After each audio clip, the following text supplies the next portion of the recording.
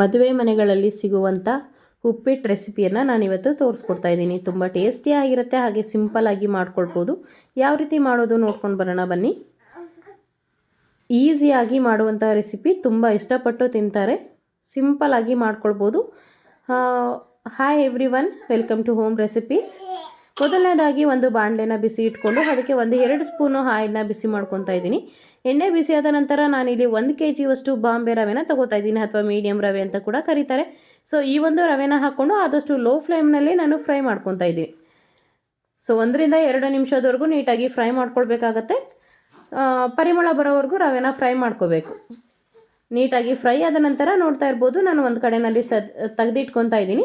ಆದಷ್ಟು ರೆಸಿಪೀಸ್ನ ನಾನು ಕುಕ್ಕರ್ನಲ್ಲೇ ತೋರಿಸ್ಕೊಡ್ತಾ ಇದ್ದೀನಿ, ಬಿಕಾಸ್ ಕೆಲ್ಸಕ್ಕೆ ಹೋಗೋವಂಥವ್ರಿಗೆ ಈಸಿ ಆಗಲಿ ಅನ್ನೋ ರೀಸನ್ಗೋಸ್ಕರ. ಸೊ ಫ್ರೀ ಆಗಿರೋವಂಥವ್ರು ಪಾತ್ರೆನಲ್ಲೂ ಕೂಡ ಟ್ರೈ ಮಾಡ್ಬೋದು. ರವೆ ಫ್ರೈ ಆದ ನಂತರ ಮತ್ತೊಂದು ಬದಿನಲ್ಲಿ ನಾನು ಕುಕ್ಕರ್ನ ಬಿಸಿ ಇಟ್ಕೊಂಡು ಇಲ್ಲಿ ನಾನು ಒಂದು 4-5 ಸ್ಪೂನಷ್ಟು ಎಣ್ಣೆನ ಹಾಕ್ಕೊತಾ ಇದ್ದೀನಿ. ಈ ಒಂದು ರೆಸಿಪಿಗೆ ಸ್ವಲ್ಪ ಎಣ್ಣೆ ಜಾಸ್ತಿ ಬೇಕಾಗುತ್ತೆ. ಆ ಒಂದು ರೀಸನಿಂದ ಎಣ್ಣೆ ಬಿಸಿ ಆದ ನಂತರ 1 ಸ್ಪೂನ್ ಕಡಲೆ ಬೀಜ, 1 ಸ್ಪೂನ್ ಕಡಲೆಬೇಳೆ, ಹಾಗೆ 1 ಸ್ಪೂನ್ ಉದ್ದಿನ ಬೇಳೆನ ಹಾಕ್ಕೊಂಡು ಸ್ವಲ್ಪ ಬಣ್ಣ ಬದಲಾಗೋವರೆಗೂ ಫ್ರೈ ಮಾಡ್ಕೊತಾ ಇದ್ದೀನಿ. ಹಾಗೆ ಇದು ಗೋಡಂಬಿ ಬಂದು ಆಪ್ಷನಲ್ ಇರುತ್ತೆ, ಇದ್ರೆ ಹಾಕೋಬೋದು ಅಥವಾ ಸ್ಕಿಪ್ ಕೂಡ ಮಾಡ್ಕೋಬೋದು.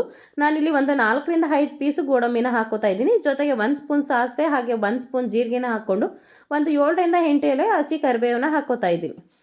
ಸೊ ಕರಿಬೇವನ್ನ ಹಾಕಿ ಒಂದು ರೌಂಡ್ ಮಿಕ್ಸ್ ಮಾಡಿ ನಂತರ 1 ಕಪ್ನಷ್ಟು ನಾನು ಈರುಳ್ಳಿನ ಸಣ್ಣದಾಗಿ ಹೆಚ್ಚಿ ಹಾಕೋತಾ ಇದ್ದೀನಿ. ಸೊ ನೀವು ಗಡ್ಡೆ ಅಳತೆನಲ್ಲಿ ಹಾಕೊಳ್ಳೋದಾದರೆ ಒಂದು 3-4 ಮೀಡಿಯಮ್ ಸೈಜ್ ಈರುಳ್ಳಿನ ಹಾಕ್ಕೊಳ್ಬೇಕಾಗತ್ತೆ. ಸೊ ಈರುಳ್ಳಿನ ಹಾಕಿ ಬಣ್ಣ ಬದಲಾಯಿಸೋವರೆಗೂ ಮೀಡಿಯಮ್ ಫ್ಲೇಮಲ್ಲಿ ಇಟ್ಕೊಂಡು ಫ್ರೈ ಮಾಡ್ಕೊಳ್ಬೇಕಾಗತ್ತೆ. ಈರುಳ್ಳಿನ ಸ್ವಲ್ಪ ಬೇಗ ಫ್ರೈ ಆಗಬೇಕು ಅನ್ನೋರು ಸ್ವಲ್ಪ ಉಪ್ಪನ್ನು ಕೂಡ ಹಾಕ್ಕೋಬೋದು. ಉಪ್ಪು ಹಾಕೋದ್ರಿಂದ ಬೇಗ ಫ್ರೈ ಆಗುತ್ತೆ. ಸೊ ಈರುಳ್ಳಿ ಬಣ್ಣ ಬದಲಾದ ನಂತರ ನಾನಿಲ್ಲಿ ಒಂದು ಅರ್ಧ ಕಪ್ನಷ್ಟು ನಾನು ಹಸಿಮೆಣ್ಸಿನ್ಕಾಯಿನ ಹಾಕ್ಕೊತಾ ಇದ್ದೀನಿ. ಹಸಿಮೆಣ್ಸಿನ್ಕಾಯಿ ಯೂಶ್ವಲಿ ಎಲ್ಲರೂ ಕೂಡ ಉದ್ದಕ್ಕೆ ಸೀಳಿ ಹಾಕೋತಾರೆ, ಬಟ್ ನಾನಿಲ್ಲಿ ಈ ಒಂದು ರೆಸಿಪಿಗೆ ಸಣ್ಣದಾಗಿ ಕಟ್ ಮಾಡಿ ಹಾಕೋತಾ ಇದ್ದೀನಿ. ಸೊ ಮಿಡ್ಲಲ್ಲಿ ಉಪ್ಪಿಟ್ಟು ಜೊತೆ ಹಸಿಮೆಣ್ಸಿನ್ಕಾಯಿ ಸಿಕ್ಕಿದ್ರೆ ತುಂಬ ಟೇಸ್ಟಿಯಾಗಿರುತ್ತೆ. ಸೊ ಆ ಒಂದು ರೀಸನಿಂದ ಸಣ್ಣದಾಗಿ ನಾನು ಕಟ್ ಮಾಡಿ ಹಾಕೋತಾ ಇದ್ದೀನಿ ಹಸಿಮೆಣ್ಸಿನ್ಕಾಯಿನ. ಹಸಿಮೆಣ್ಸಿನ್ಕಾಯಿ ಫ್ರೈ ಆದ ನಂತರ ನಾನಿಲ್ಲಿ ಒಂದು ಅರ್ಧ ಕಟ್ನಷ್ಟು ಸಬ್ಸಿಗೆ ಸೊಪ್ಪನ್ನ ಹಾಕೋತಾ ಇದ್ದೀನಿ. ಸೊ ಈ ಒಂದು ಉಪ್ಪಿಟ್ಟಿಗೆ ಸಬ್ಸಿಗೆ ಸೊಪ್ಪೆ ಮೇನ್.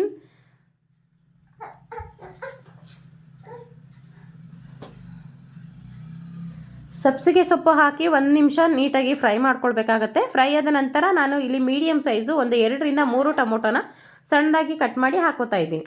ಅಥವಾ 1 ಕಪ್ ಅಳತೆನಲ್ಲಿ ತೋರಿಸೋದಾದರೆ 1 ಕಪ್ಪು ಟೊಮೊಟೊ ಕೂಡ ಹಾಕೋತಾ ಇದ್ದೀನಿ.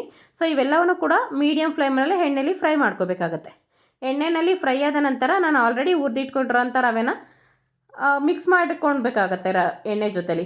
ಇವಾಗ ಏನು ಈರುಳ್ಳಿ, ಟೊಮೊಟೊ, ಹಸಿಮೆಣ್ಸಿನ್ಕಾಯಿ, ಸಬ್ಸಿಗೆ ಸೊಪ್ಪು ಏನು ಹಾಕಿದ್ದೀವಿ ಅದ್ರ ಜೊತೆಗೆ ರವೆನೂ ಕೂಡ ಹಾಕಿ 1 ನಿಮಿಷ ನೀಟಾಗಿ ಫ್ರೈ ಮಾಡ್ಕೊಳ್ಬೇಕಾಗತ್ತೆ. ಆವಾಗ ಉಪ್ಪು ಖಾರ ಎಲ್ಲ ಕೂಡ ನೀಟಾಗಿ ಹಿಡಿಯುತ್ತೆ.